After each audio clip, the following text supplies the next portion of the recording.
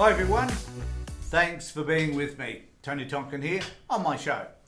Now, I haven't been doing any YouTube videos over the last 2 weeks because I've been away in the UK, having an extremely good time sitting in Brighton at Brighton Beach, staring at the pier, wondering what in the hell I'm doing here in the first place, because it's just as I would have imagined it.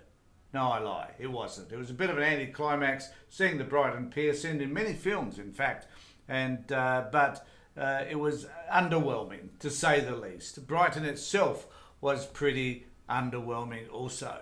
But nevertheless, enjoyed the trip, went there because my wife was giving a speech at a conference and I tagged along with the camera to do some videoing of that particular event. But more importantly is I went to Ireland to visit my son Chad, and that was a terrific week spent with him and his wife, and most grateful to his hospitality and also the Irish people whom I love. And the countryside was magnificent. It's interesting to note that coming here from Australia and realising that in Australia to fly from Adelaide to Perth takes you 3 hours, but to travel across from one side of Ireland to the other by car also took us 3 hours. But a most delightful trip indeed. Lots of drone shots, lots of everything actually, and it was a wonderful time spent with family. And as always, a nice time in the UK. We met up with some people that my wife had been working with, and they were absolutely fabulous people as well. So thoroughly enjoyed all of that experience, and being back home is even better. We had a number of interesting experiences while away, which I would prefer to keep on the back burner and not tell you about, because to be quite frank, some of them were downright embarrassing.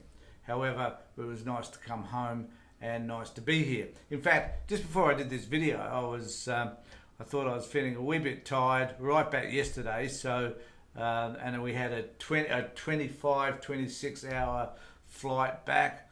Went via Singapore, had to stop over there. Didn't see anything of Singapore apart from the airport, and then flew to Sydney, and then from Sydney back to Adelaide.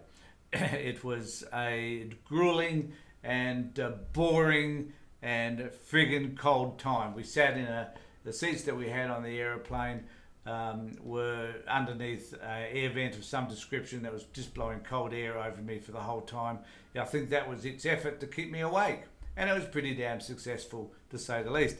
But nevertheless, we made it, and it's nice to be back. And I'm here to be able to let you know that I'm grateful for the small numbers of subscribers that I have, and that I'd like to think at some particular point, if you're enjoying my videos at all, it'd really be nice if you could subscribe. And I can't see my thing over here, so I won't bother putting up subscribe. But I'm sure that you will. I have it here somewhere, and I seem to have lost it somehow. But that's, oh, there we go. Wonder whether that'll work. Oh my God, there it is. So just remember to subscribe to my channel would be great. And I need to mention that while I was away, funnily enough, the news did not stop. And I didn't partake very much in the news overseas because we're doing so much traveling and enjoying the experience, I guess. And did access my X/Twitter account occasionally just to see what was happening, particularly in regard to the yes campaign or the no campaign, depending which side of that agenda you care to sit. And came to realise that while I was away, I don't think I really missed all the carry-ons that seemed to occur in relation to the debate around this. But now that I'm back, it's all happening. Nothing really has changed. I mean, I must confess that Jacinta Price has been doing her normal, I am the greatest, I am the best, I'm the only one that should be advocating for Indigenous people, even though she herself doesn't seem to be recognised by her own people in the way that she would like. But she's certainly using every opportunity that she can to inflate herself, her ego, her sense of well-being, and certainly where she sits on the political map here in Australia. She's advocating herself as an important advocate for the No campaign, because at the end of the day, all she wants is a treaty and for Indigenous people to be treated better, but doesn't believe for whatever reason that the Voice will necessarily provide that for her people. I personally believe that Jacinta is more interested in the accolades that she receives for taking the stand that she does about the no campaign, because if she was on the yes side, she would become irrelevant and no one would really care. But because she's on the no side with Warren Mundine, it seems to be at least some recognition that she gets. Oh, I correct that. A lot of recognition she seems to get. And it was an interesting article, though, which I'll take you to in the Crikey newspaper, which actually said that is she as popular? So the question really is Jacinta Price as popular as she would like to think that she is, or at least telling us that she is? And the reality is she isn't among Indigenous people in particular. Even though she's got enough votes as Liberal National Party for the Senate, she is not as popular, for example, as Labor Senator Malarindira McCarthy is. And so does she have the support of Indigenous people? Well, some maybe, but certainly not the majority of them, as there seem to be quite a few people that are standing up against her. And I'll just bring you to that particular item. So here in the Crikey, does Senator Nampijinpa Price represent? Who does she represent? Crikey breaks down Indigenous voting patterns in the Northern Territory. Australian Electoral Commission tally room data from 2022 federal election indicates that remote Indigenous communities in the Northern Territory voted overwhelmingly. Stress this, overwhelmingly for Senator Malarindira McCarthy over Country Liberal Party Senator Price. The numbers challenge comments made by proponent No Advocate Price that she is a vessel and a voice for Indigenous people in federal politics. Well, the reality is she perhaps isn't.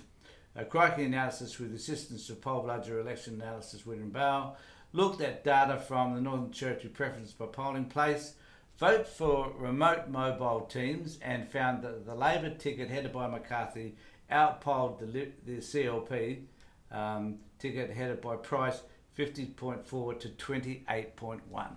And so I guess that tells us all that we need to know about what people think of Price versus McCarthy. And 2-1, apparently. So in response to the figures, McCarthy told Crikey that all Australians, from the city to the regions and the bush, deserve to have their voice heard in federal parliament, and that her role was to represent the territory. And so I guess when we need to really think about this in terms of who is Price representing, she's representing a very small portion of the community, and most of the votes that she was able to accumulate during the election were amongst non-Indigenous people. In fact, because the remote communities could see McCarthy as certainly a far better choice than what she was. The other thing, so the Voice is very much a part of this discussion, and is something that I'll be hammering about for a lot, well, at least until the 14th of October. And I think one of the things that we need to be really mindful of is that if we get a no vote across Australia, then how does that leave Indigenous people? And even though this probably shouldn't concern us all that much, but how would we appear to the rest of the world if we're rejecting Indigenous people and in fact suggesting that Indigenous people should not play a contributing role or are significant enough for us to mention them in our constitution, given that they have the longest continuing culture in the world? And what does that mean to Indigenous people? Well, I would imagine that on the 15th of October, if you're Indigenous and you wake up to find out that the rest of Australians think that you're shit and that you shouldn't be incorporated in the Constitution, it'll be setting you back a heck of a long way in terms of how you think and feel about yourself, as opposed to lifting you up and supporting you so that you can feel good about how the populace necessarily refers to you. And I think that this is an important election. We all need to think about the impact of what the referendum will mean to Indigenous people and whether they will get the recognition that they deserve, and that we need to look at all the types of arguments that are used by the No campaign and assess whether or not those arguments are based on fact or whether they're based on prejudice. I'm reluctant to say whether those facts are about racial prejudice. Maybe they are other forms of prejudice. And I said in one of my posts previously, I said that, either you're a racist or you're ignorant. And I still kind of would like to hold to that, even though there have been some people that have been accused, because they've said that, they've been accused of speaking in inappropriate manner and offending those on the no side. However, if you're not going to be a racist, then perhaps you're just ignorant. So let's just kind of leave it at that, I guess. And one of the other issues I think that's really important here is there was an article in the Australian which is about not one voice but many. Pearce says local communities must be heard. Noel Pearson has urged the Albanese government to commit to establishing local voices in remote Indigenous communities, describing the proposal as a game changer to turn around the fortunes of the Yes campaign. On the eve of early voting in the Cape York coastal community of Araucum, where Mr Pearson's land rights advocacy began as a 25-year-old lawyer for Wick Elders in the late 1980s, the Voice I'm still suffering from jet lag, so bear with me.